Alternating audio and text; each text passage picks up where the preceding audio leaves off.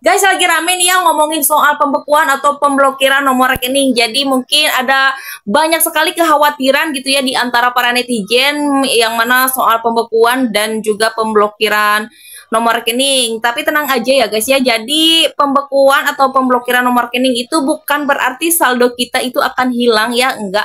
Jadi kalau misalkan ada teman-teman yang mengalami hal seperti itu, sebenarnya kalian itu cukup datang aja langsung ke banknya gitu ya, tanpa perlu khawatir. Jadi sebenarnya PPATK atau Pusat Pelaporan dan Analisis Transaksi Keuangan itu sebetulnya mereka itu hanya ingin mencegah tindak kejahatan aja gitu ya guys ya.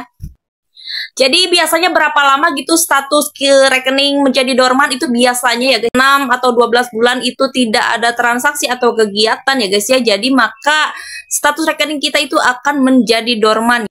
Karena sepengalaman aku juga ya guys ya, aku punya rekening Bank BRI yang dulu aku daftarin di channel YouTube, terus channel YouTube, salah satu channel YouTube aku itu ke banned gitu. Jadi kayak aku tuh gak ada transaksi sama sekali gitu selama 3 bulan itu, jadinya otomatis itu diblokir. Dan aku datang ke banknya, sebenarnya bisa aja dibuka kalau misalkan mau dibuka kembali gitu rekening kita, cuman karena aku kayak males buat ngurusin dan gak kepake lagi itu rekening, ya udah aku tinggalin, makanya aku buka lagi di bank lainnya.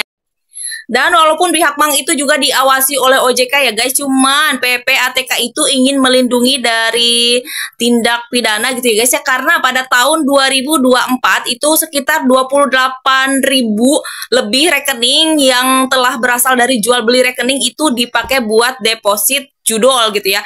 Dan terus ada dong banyak komentar-komentar dari para netizen, daripada membekukan atau memblokir nomor rekeningnya, kenapa nggak diberantas aja tuh si judi online-nya. Jadi ada beberapa juga kira-kira yang pernah aku baca tuh ada 4 ya guys ya, ada 4 kenapa susah banget memberantas judi online di Indonesia. Dilansir melalui Tempo ya guys ya, yang pertama itu kecanggihan teknologi ya, karena susah banget gitu keberantas judi online, karena kenapa? Sistem teknologi yang udah canggih gitu. Di Indonesia mungkin diharamkan untuk semua perjudian gitu ya, tapi kan di negara lain itu diperbolehkan dengan persyaratan yang tertentu ya guys ya. Jadi kecanggihan teknologi aja sih, karena kan si bandar itu bisa berpindah-pindah negara juga. Meskipun si bandar itu berpindah-pindah negara, tapi entah kenapa targetnya itu orang Indonesia gitu ya guys ya, menurut Alpon Tanujaya yang pernah aku baca. Dia itu merupakan pengamat keamanan cyber Paksinko. Dan yang kedua, bandar tersebar di banyak negara, dan itu mereka itu berada di negara yang melegalkan gitu, tapi sasarannya orang Indonesia. Dan salah satu servernya itu ada di mana? Ada di Filipina dan juga Kamboja.